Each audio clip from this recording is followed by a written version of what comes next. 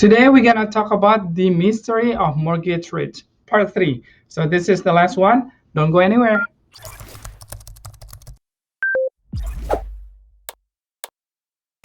Hi guys, welcome back to my channel. My name is Ade Juano. I'm a realtor here in Bellevue, Washington with Realty Executives Brio. And today, this is the last video. We're gonna talk about loan application, approval, and your offer. There really is a winning process. So first, on lender's meeting, you need to bring all your information. All income and employer info, bank statements or loan information, all credit card info, and also assets. So write down all your questions and be sure to write a note for the answers. Once you see the lender face to face or on the phone, ask them about loan programs. And some loan options may allow you to borrow more money with the same monthly payment. So be sure to ask your lender that. In most cases, this is a simple process. It's usually conventional FHA, VA, or jumbo. But ask them about the options. That way you can pick the one that really benefits for you.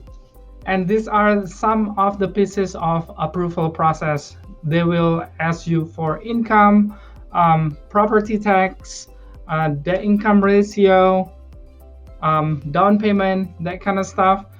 And once you talk with the lender, ask them to be underwritten, because if you're fully underwritten, the process is going to be quicker and there's no more loan questions in between the process. You just make it nice and smooth, and your offer will look much better to the seller and the listing agent.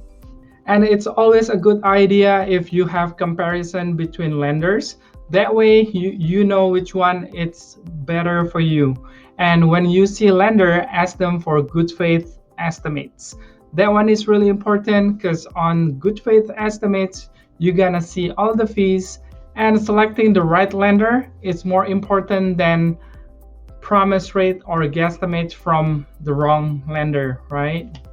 And as a good faith estimate from your lender, that way they can explain all the fees that's in your loan. And challenges for new buyers in our market, because one, they're not really educated or they're not really prepared. So if you want to lowball, or you don't want to waive contingencies, or you don't want to put offer when you know there's multiple offer on the house, it's gonna be really hard.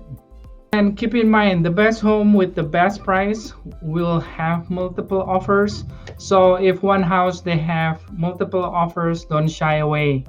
And get understanding of a winning strategy before we go look. That will make your offer much stronger. So if you want to look forward to multiple offers and win, you need to consider this. Be fully underwritten for your loan. Put 20% or more for your down payment. Earnest money, put minimum 5%. The more the better.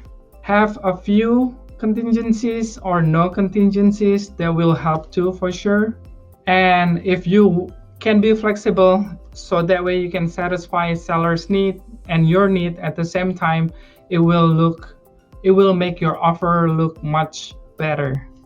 And this is some of the additional tactics that can be risky, not recommended, but will make your offer looks better than the rest. One, offer a little bit more than the list price and escalate from there.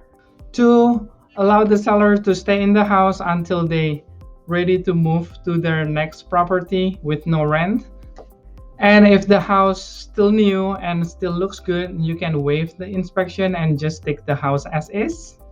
You can waive the financing contingencies also.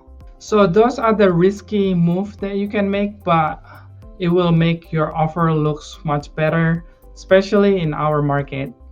So on every house, I will ask you 3 questions. What is this house worth to you? Will you just walk away if the seller give counter offer you with slightly different number, higher number? And what would it mean to you if you lose on the house? So it really depends. Every person is different, every house is different, but I will ask you all these questions. So does the buyer pay more than market value in a bidding situation? Most cases, no. However, in most cases, the property does appraise at value. So to recap, selecting your lender, that one is really important. And lender is not just interest rate. If you can see the lender face to face, if the lender is local here in Bellevue too, that will be better, right? And be sure to get underwritten for your loan. Underwritten is almost as strong as cash. Cash is still number one though. And three, make educated and cautious decision when writing the offer, especially when you really love the house. Just say we've been looking for a while. We've seen 200 houses, and there's one house that you really like. So please be careful when writing your offer. And compare lenders. Go shop for lenders. I do have my preferred lender. His name is Kenton from American Pacific Mortgage, and he's really good. You can use Kenton or you can use anybody else. But the main thing is find somebody that's local that you can trust and get the job done. That's the most important things. Okay, that's it for today. That's part 3. So if you missed part 1 and part 2, I put the link down below. Go watch that one and then come back here. And then I'll see you guys again next week.